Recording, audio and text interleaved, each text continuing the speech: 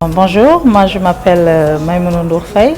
Je suis journaliste, productrice, PDG du groupe 3M Universel qui édite la télévision 7TV, le site d'information azactu.net et les productions universelles. J'ai démarré dans le journalisme en 2006 en tant que stagiaire à Walf. J'étais alors à l'université en année de maîtrise au département d'anglais.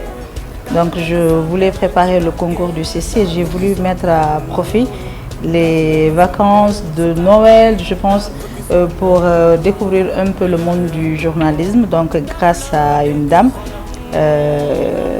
très connue du landerneau médiatique sénégalais, Diatou Cissé Coulibaly, j'ai pu intégrer Walf comme stagiaire sous la tutelle de Mbagnick Ngom qui était alors le chef du desk culture.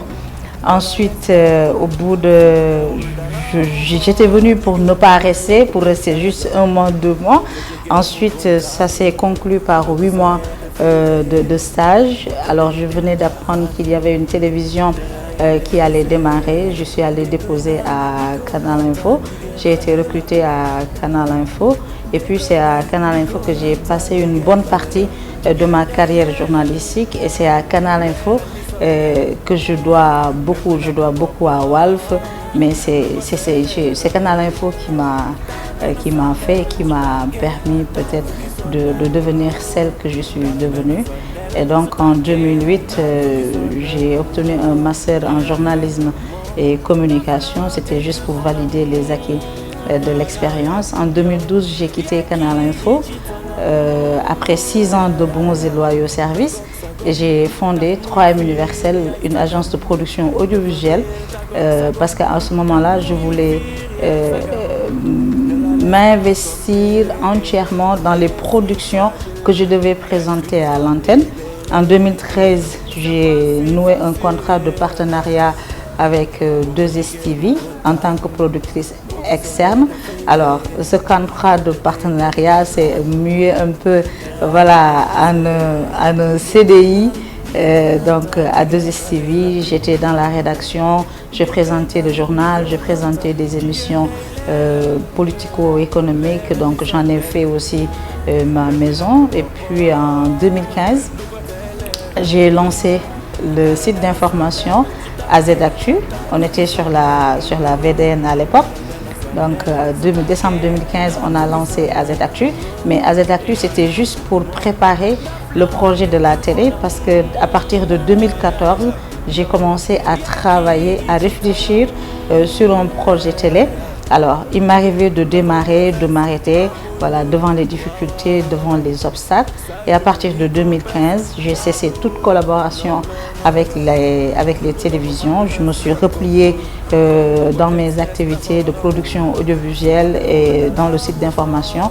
Et c'était pour mieux préparer le projet télé. Donc, le projet a abouti 3 ans plus tard, c'est-à-dire en 2018. Et en attendant, il y avait AZActu. On fonctionnait comme une rédaction télé. On était 25 personnes tous les matins.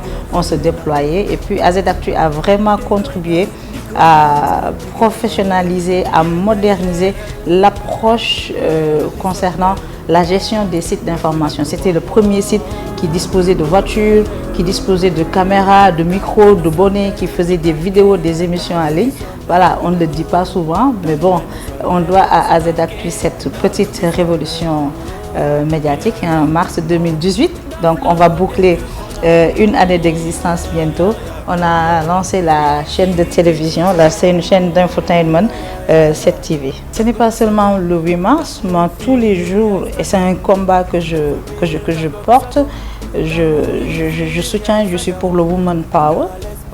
Et tous les jours, à travers les actes que je pose, à travers la façon dont je manage cette entreprise médiatique, je me bats tous les jours pour qu'il y ait un équilibre de la terreur. Alors, ce que j'entends par équilibre de la terreur, alors, depuis des siècles, on a subi un gros handicap. Voilà, on n'a pas été très choyé par l'histoire qu'on connaît, qu'on a tous vécu. Et donc aujourd'hui, on voit que les femmes, elles savent tenir les maisons, elles savent éduquer les enfants, elles savent tenir le balai. En plus, elles savent faire tout ce que les hommes font. Et maintenant, il faut en arriver à une situation où les femmes reprendront le pouvoir qu'est le leur. Donc mon rêve, c'est de voir les femmes rééquilibrer les forces, rééquilibrer les règles du jeu et puis impacter et déterminer elles-mêmes les règles du jeu. Je rêve de voir les femmes prendre le pouvoir économique. Je suis sûre que le jour où on aura réellement entre nos mains le pouvoir économique, on pourra arracher le pouvoir politique et puis lancer cette grande révolution. Nous en avons les moyens, nous sommes des gens, Dieu a fait que les femmes sont des êtres positifs. Nous avons la poitrine assez dilatée pour prendre en charge les aspirations du monde. Et donc moi, tous les jours, c'est un combat. Je parlerai de mes convictions, des valeurs auxquelles je crois. Rien ne peut se faire sans une ambition, mais une ambition doit être saine. On ne peut rien réussir sans travailler. Il faut travailler, mais en plus de devoir travailler, il faut savoir être tenace, il faut savoir rêver et se donner les moyens de réaliser ses rêves.